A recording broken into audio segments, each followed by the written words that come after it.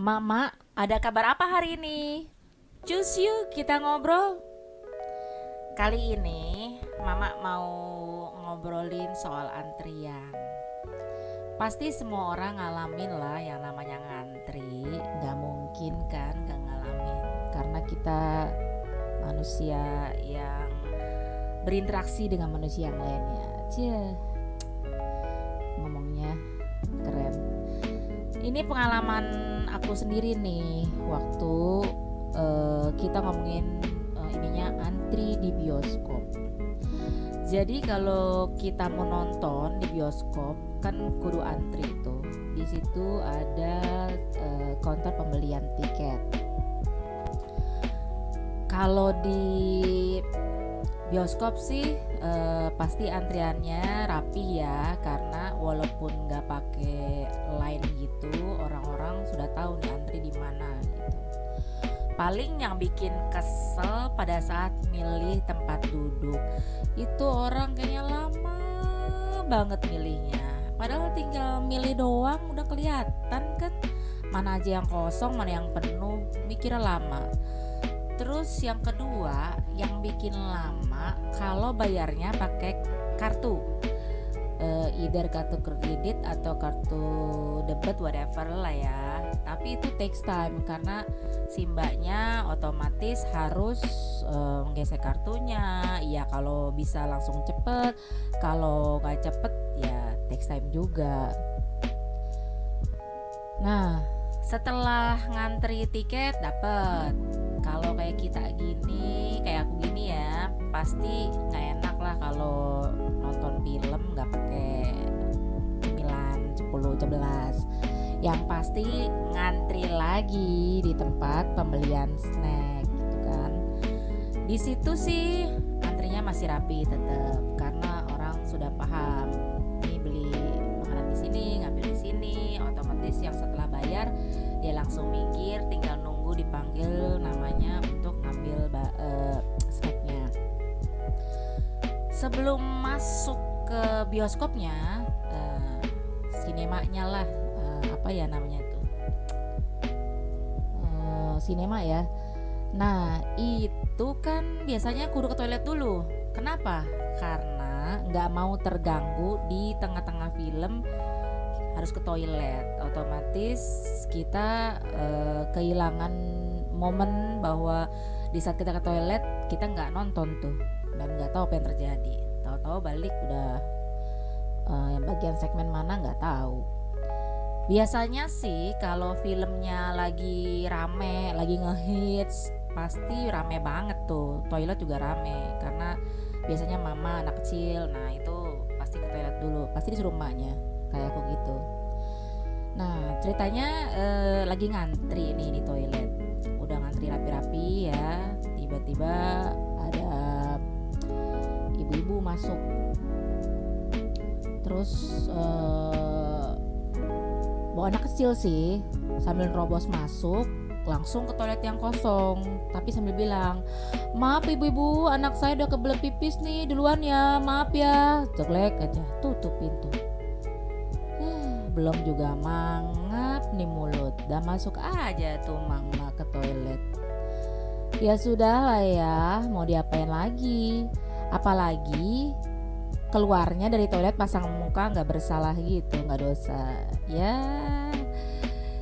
apa mau dikata ya. Terus pengen cerita lagi nih pengalaman aku ngantri di pasar. Kalau mama-mama pasti suka ke pasar dong karena harganya lebih murah dari swalayan, semuanya juga banyak ada di situ. Selain ke pasar beli bumbu dapur, tahu, tempe, daging, ayam, apalah itu ya, pasti kita sekalian jajan sih.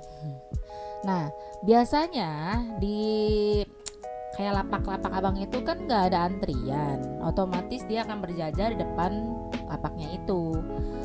Udah pasti tuh kalau lagi rame si abangnya suka nggak ngeh mana yang duluan mana yang belakangan. Jadi kalau menurut aku sih supaya abang yang ngeh ya teriak aja, bang tolong bang bawang sekilo, wortel sekilo. Dia kalau udah kita teriak biasanya udah dan fokusnya pasti sih ke kita. Itu belajar dari pengalaman, ada mama yang kayak gitu ya diikutin aja dan it works. Berhasil saudara-saudara, si abangnya itu langsung tertuju sama kita. Langsung dia dilayanin. Itu cara jitu sih supaya kita dilayanin cepet. Tapi kadang jangan ditiru juga ya mak, kasihan juga yang udah duluan tapi suaranya lembut. Bang, bawangnya boleh dong sekilo. Abangnya gak kedengeran, keburu orang lain lagi dah. Ya namanya juga usaha ya mak. Biasanya kalau mau ke pasar pengen buru-buru. Bukan buru-buru pulang, tapi buru-buru mau makan cemilan, jajan. Mana lagi ya? Oh, di mall. Di mall juga ada antrian tuh. Di mall itu ada antrian khusus taksi. Nah, kalau mau pakai taksi, orang yang paham pasti langsung di antrian. Nanti mau ada orang staff taksinya standby di situ ke atau enggak ke, kita sudah tahu pasti ngantri di situ. Terus kadang ada orang yang nggak tahu sih, jadi pas taksinya dia langsung buka pintu langsung naik. Lah kita yang udah ngantri langsung melongo aja ngeliatnya, enak banget ya dia nggak pakai ngantri. Positive thinkingnya mungkin tuh orang lagi kebelet kali pengen boker ya. Nggak deh, mungkin aja tuh orang emang nggak tahu dan nggak paham. Jadi gak ada salahnya sih kalau kita bantu infoin. Misalnya, woi ma, lo ngantri dong. Gak gitu juga deh. Maksudnya, mbak, antrinya di sini. Jadi kita harus antri. Tapi kadang-kadang ada orang yang menerima juga, ada yang nggak mau, ada yang pura-pura nggak denger. Ya udah, cus aja dia. Kalau ada pengalaman yang sama, tolong kasih komen ya. Lanjut. Kira-kira pernah gak ya punya pengalaman antri di tempat makan?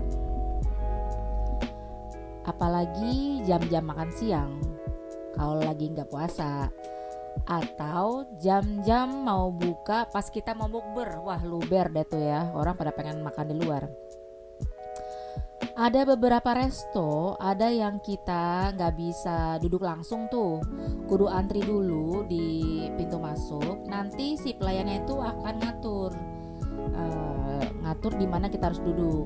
Jadi kita nunggu tuh dipanggil. Kalau gitu sih enak ya, jadi teratur. Nah, tapi kadang-kadang kita juga bertanya-tanya nih, kok dia duluan yang dipanggil, antriannya kan nomor 10, gue nomor 9. Ternyata usut punya usut, itu bukan berarti gue harus duluan dia belakangan. Tapi karena jumlah kita tuh berlima, dia itu berdua. Yang baru kosong adalah meja yang khusus untuk 2 orang. Gak mungkin dong kita berlima untuk meja 2 orang, masa berdiri ya kan. Nah dari situlah paham kenapa dia duluan daripada kita yang berlima. Kalau kayak gitu sih enak, jadi teratur sistemnya, jadi kita gak gerebutan meja gitu kan. Kadang-kadang kalau yang nggak bikin kayak gitu tuh kita buru-buru cari meja kosong. Ada juga sih di resto yang memang kita pesen dulu baru dapat meja, itu diatur juga. Tapi kadang-kadang supaya kita dapat tuh meja, kita tekin dulu mejanya, habis itu pesen yang lainnya. Kan namanya juga berlima, jadi bisa saling gotong royong. Gotong royong dalam memesan tempat makan dan tempat makannya juga. Judulnya sih takut gak kebagian, plus mungkin sudah lapar juga ya. Apalagi ya antrinya. Oh, kalau kita mau pergi naik pesawat, kita kan kudu check-in tuh, di check-in counter namanya. Itu sih ada antrian, ada bisnis, ekonomi, lebih teratur sih. Nah, kadang ya di counter bisnis tuh lebih kosong antriannya daripada yang ekonomi. Biasanya mungkin tempat duduk bisnis lebih sedikit daripada yang ekonomi. Kadang-kadang ada orang yang mengambil kesempatan, dia nggak ada bagasi, antrian ekonominya panjang, alhasil dia datanglah ke tempat counter bisnis itu untuk check-in, yang sebetulnya nggak boleh. Tapi kadang-kadang mungkin kebijakan dari airline sendiri boleh, mungkin karena kosong. Tapi sekarang juga ada sih ya, check-in nggak perlu antri di check-in counter asalkan tidak ada bagasi. Jadi kayak bilangnya apa ya, kios check-in namanya. Itu ada beberapa airlines yang sudah membuat sistem seperti itu. Kalau itu pasti enak antriannya karena ada line-nya, ada batasannya biar jadi rapi. BTW OTW busway, kita sebagai mama pasti pernah antri dong ambil raport anak di sekolah. Ini seru juga sih, ngambil raport anak di sekolah. Di sekolah itu kalau kita ngambil raport itu nggak pakai absenan. Jadi kita datang, siapa yang duluan, yang pertama ya dia yang maju. Kalau kayak gitu enak, kita datang lebih pagi nih, baru datang 1 atau 2 orang, berarti kita yang ketiga. Atau baru pertama, kita udah pasti pertama gitu loh, nggak perlu isi absen lagi, emang nggak ada. Yang agak menyesakan dada pada saat kita datang udah penuh tuh kelas sama orang tua. Alhasil kita harus cari tahu yang terakhir siapa, kasak kusuk deh. Yang terakhir siapa? Bu, bapak, maaf pak, yang terakhir siapa ya? Oh yang ini, oh ya udah berarti saya habis dia. Patokannya dia terus. Kalau dia udah maju, berarti giliran gua maju. Gampang-gampang susah kan ya.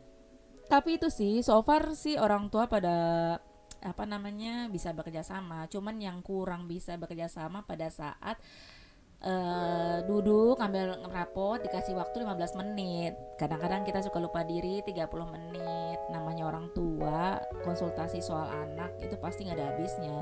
Kalau dikasih waktu seharian, pasti seharian juga sih. Namanya juga konsultasi ya. Kita kan nitipin anak ke sekolah, dan guru itu membantu kita mengajarkan pelajaran di sekolah, kita yang di rumah. Jadi konsultasi sih penting. Apalagi ya. Nah, sekarang mau cerita pengalaman dari teman mama. Namanya Koko Richard. Namanya Richard Budiman, tapi biasanya aku panggilnya Koko. Hai Koko Richard, yang ganteng kayak sekoteng tengeneng-neneng. Ini pengalaman Koko Richard nih ya. Koko Richard, dengerin ya pengalamannya, aku bacain loh. Ini ceritanya Koko Richard ya. Jadi gini guys, gue pernah antri ATM, keki lama banget. Yang di depan gak kelar-kelar transfer ke banyak nomor rekening. Tahu-tahu muncul ibu-ibu yang cuma pakai daster dan bawa anak kecil nyerobot antrian gue. Pas nih orang udah mau kelar, gue tegur dong, Bu, saya duluan yang di sini. Dia malah nyolot. Iya, tapi saya mau ngambil uang. Lah, dikira gue dari tadi lagi ngapain di sini, mancing. Kesel bet dong, gue liatin aja tuh orang. Untung ibu-ibu. Coba kalau bapak-bapak, gue cuma bilang, hai pak. Ada lagi nih pengalaman dari Koko Richard. Ceritanya sebagai Koko Richard ya. Ada sekali gue antri mau ngisi parkiran orang yang udah mau ditinggal di mall. Gue tungguin tuh rada lama karena nih orang habis belanja banyak dan bawa kereta bayi. Gue sih udah kasih lampu sen dan minggir dengan maksud kasih tahu orang lain kalau gue lagi antri dan mau make slot parkir itu. Anjay, tahu-tahu dari arah berlawanan ada mobil masuk dong dan ngisi parkiran itu. Gue udah kasih lampu sen, nunggu dia dari tadi main diserobot aja. Pas dia turun, dia liatin gue kayak nantang gitu. Pas dia udah masuk, gue cari parkiran lain. Gue balik ke tempat mobil itu, gue kempesin sebelah ban mobil dia. ya. Aduh, maaf ya yang dikempesin bannya. Tapi sih kadang-kadang orang nggak mikir juga ya. Harusnya kan sudah paham kalau kita udah minggir ngasih lampu sen, artinya ada yang kosong, orang tuh mau ngambil nih. Tapi kadang-kadang juga pengalaman pribadi aku nih, selain Koko Richard, kita udah nunggu lama, terus dia yang mau keluar tuh kayak dilama-lamain gitu, kan nyebelin ya. Please deh, parkiran bukan punya lo, kalau mau makin lamain rumah aja. Ada lagi ternyata nih, pengalaman waktu antri ke puskesmas. Udah antri di antrian sesuai tempat duduk, ternyata harus balik lagi daftar nama dulu. Ngantri di tempat check-in panjang, tiba-tiba ada yang nyerobot antrian di barisan depan. Bayang gak tuh, itu lagi gak enak badan, terus lu tuh kudu ngantri untuk daftar doang. Habis itu diserobot, badan lagi lemah letih lesu, apa daya, kalau ada daya ditonjok ya tuh orang. Harusnya sih kalau udah kayak gitu antri itu kudu di ini ya, mau sakit apa kayak, kalau mau buru-buru ya ke UGD sih.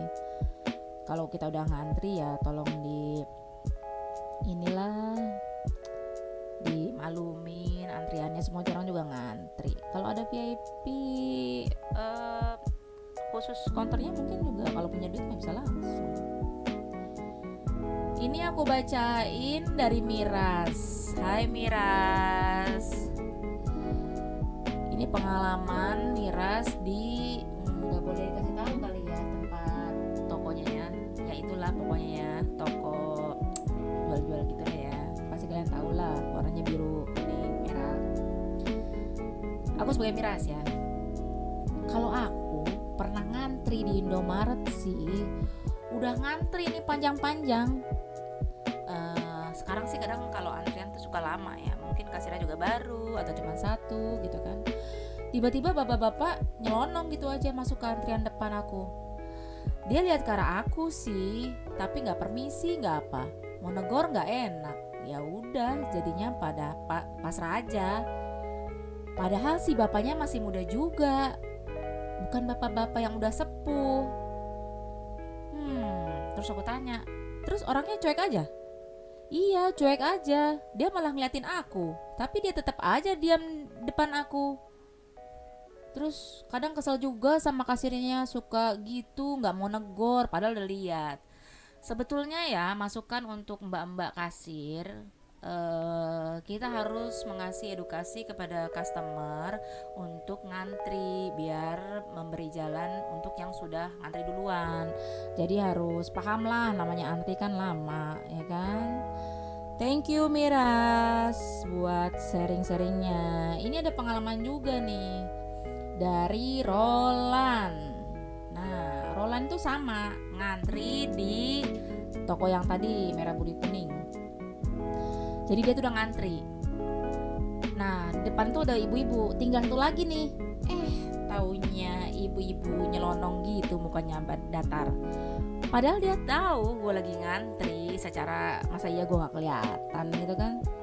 Dia langsung simpen tuh barang belanjaan depan kasir. Kan kalau kayak gitu langsung bruk taruh aja gitu. Walaupun kita biasanya kan antri dulu pegang barang, kalau udah sampai depan baru kita taruh. Kalau dia enggak. Jadi kita masih baru mau naruh, dia udah buru-buru naruh. Alhasil pasti dilayanin dah sama kasirnya. Padahal kasirnya juga harus paham, lihat dulu siapa yang duluan, ya kan? Terus kata Roland, nih jadi Roland nih, gue sih masih diemin aja tuh. Pas satu orang udah beres, si mbak kasirnya bilang, mana mas barang belanjaannya?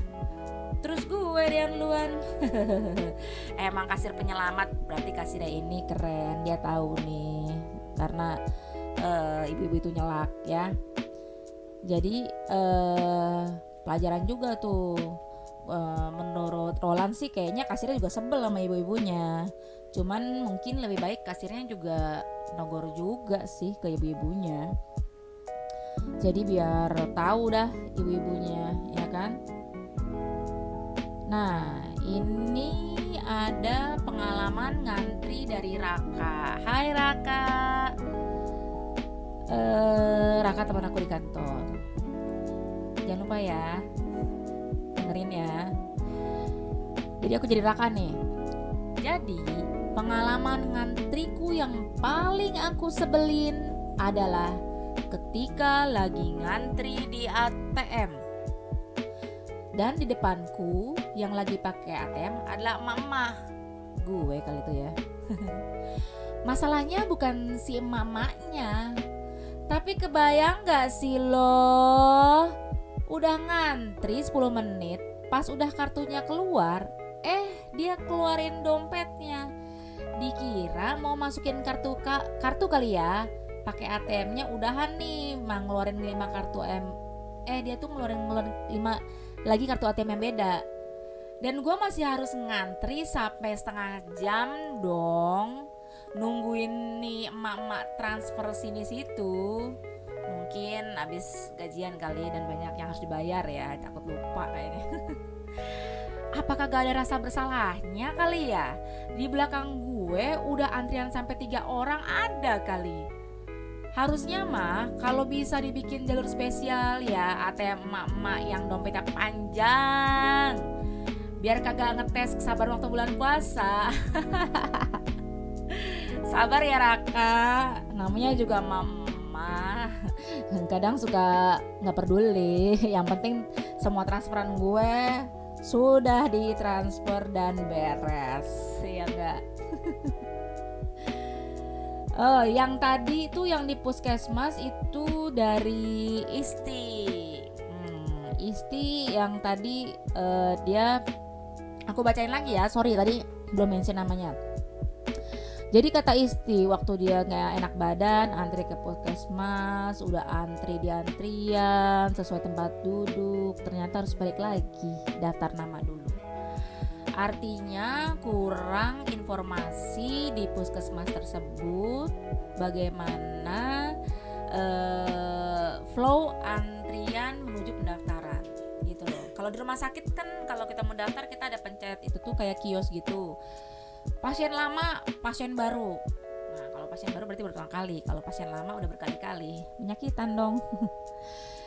Kita klik mana, pasien lama atau pasien baru. Nah, setelah itu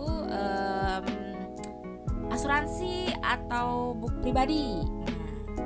Nah, nanti dibedain mana yang asuransi, mana yang pribadi. Habis itu kita duduk nunggu.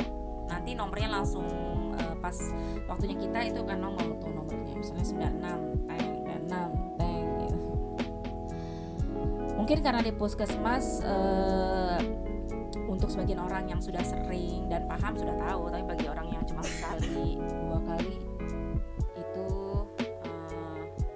harus nanya dulu kali ya sebelum ngantri, sebelum mulai daftar. Misalnya nanya ke siapa, Pak, Bu, saya mau daftar, saya harus gimana ya, pertamanya gimana gitu. Jadi kita nggak sia-sia juga sih, udah ngantri panjang sampai depan suruh balik lagi daftar nama dulu.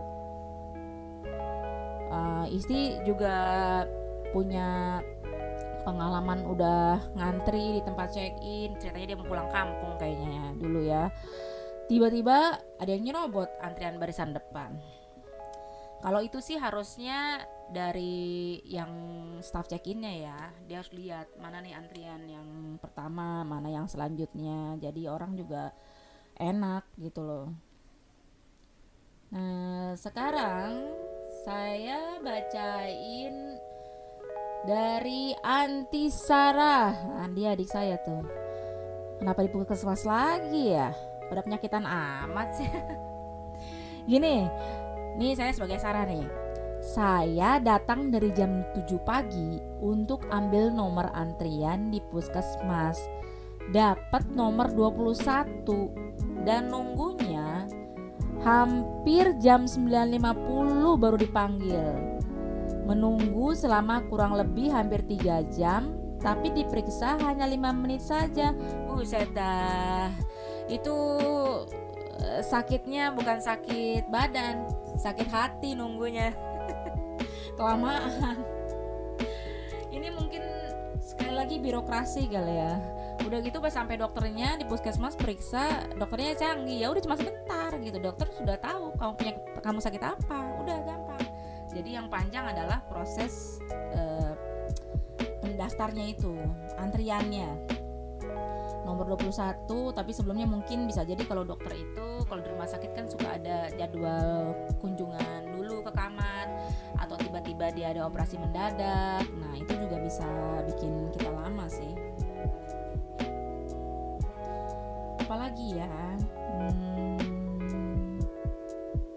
antri. Oh, aku pernah tuh ya, ceritanya baru pulang dari tugas di daerah lah ya, sampai sini malam jam 8, keluar mau naik taksi dong. Ya ampun, itu yang ngantri panjang amat ya. Sebagai mama harus cari cara nih biar pulang gak kemalaman, ya kan? Secara udah jam 8 dari situ, mau sampai jam berapa di rumah, ya kan? Carilah ke ujung sana, ke tempat taksi yang udah datang, minta tolong sama Mas, tolongin dong Mas, saya boleh nggak ambil taksi dari sini karena saya sendirian nih, habis dari ini terus pulangnya sendirian, mana jauh segala macam. Dikasih tuh, alhamdulillah itu rezeki mama. Itu jangan ditiru ya, tapi yang jelas kita manusia harus berusaha sih supaya dapat kemudahan. Terus nah, karena sekarang lagi masa pandemi gitu kan, PSBB lah.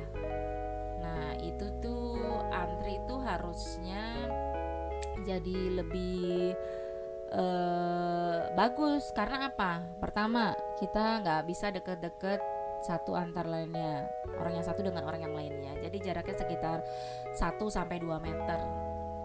Kebayang gak tuh ya, 1-2 meter. Dan itu misalnya kemarin saya lihat di pasar pada mau beli bahan-bahan kue, karena pada mau bikin kue. Di dalamnya itu gak gede-gede banget sih tokonya. Nah antrinya sampai luar. Saya coba nongok tuh, wah keren juga nih ngantrinya, satu orang semeter. Bagus berarti nih, ngikutin saran pemerintah kan, jauh-jauhan, pakai masker dan lain-lain. Sampai ke dalam, masya Allah, tetap aja desek-desekan. Jadi ngikutin peraturannya di luar doang, di dalam mah udah mungkin udah lupa kali ya, karena saking pengen beli bahan-bahan kuenya gitu kan. Budaya antri itu bagus sih sebetulnya, lebih rapi, karena di negara-negara lainnya juga ada yang budaya antri itu memang sudah menjadi mungkin bagian dari kebiasaan mereka, otomatis sudah nggak usah diteriakin lagi, nggak usah dikasih tahu lagi gitu kan. Di kita sih beberapa ada yang sudah paham, ada yang belum gitu. Padahal bagus loh buat kita lebih teratur, melatih kesabaran juga sebetulnya. Siapa sih orang yang nggak mau buru-buru? Semua juga pengen buru-buru selesai. Yang di ATM pengen buru-buru ngambil uang, padahal cuma satu, ya depan transfernya 5 rekening. Ya kebayang dong. Belum habis itu lupa nomor rekeningnya berapa, ininya berapa, ya kan.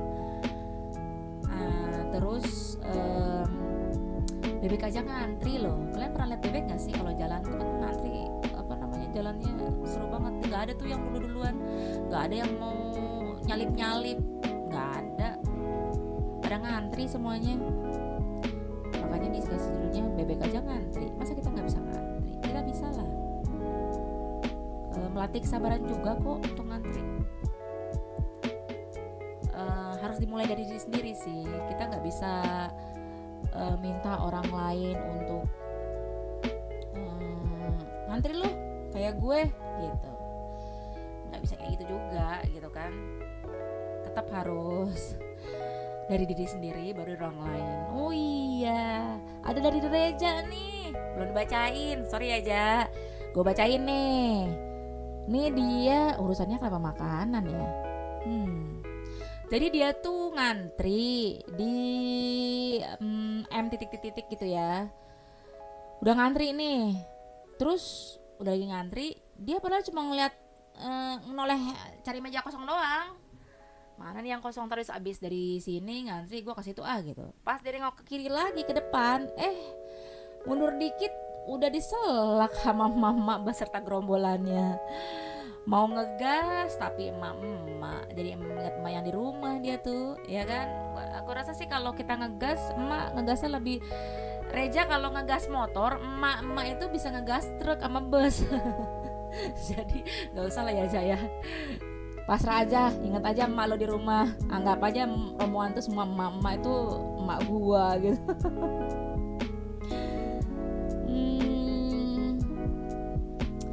Antri di pom bensin. Sebetulnya kan di pom bensin itu udah ada mana yang buat motor, mana yang buat mobil ya. Kadang-kadang yang motor itu nggak sabar, di tempat antrian isi mobil dia pakai buat motor. Alhasil kita kan yang mobil nunggu, ya kan. Walaupun ya dia cuma sebentar sih, tapi kebayang dong kalau kita mau buru-buru juga, secara kita ngisi lebih banyak daripada si motor itu gitu kan. Depend on the person berarti ya. Tapi kadang kita juga harus maklumin, mungkin dia punya kepentingan. Ini menghibur diri aja sih, maksudnya biar kita lebih positive thinking, jadi juga bisa menahan emosi bahwa tuh orang mungkin buru-buru, banyak keperluan dia lebih mendesak daripada keperluan gue gitu kan. Kebutuhan dia lebih besar daripada kebutuhan gue. Mungkin bensinnya mesti buru-buru diminum, takut dehidrasi.